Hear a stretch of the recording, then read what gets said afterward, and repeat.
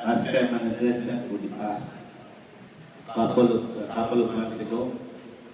And sooner I'll be back in the Philippines again to fulfill my job in the Philippines.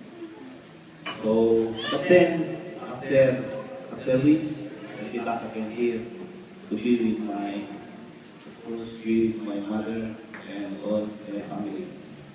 So, pasensya na ho kayo kung ano naman tatanungin ko dito. Okay. You have Rochelle as your backup. Yeah.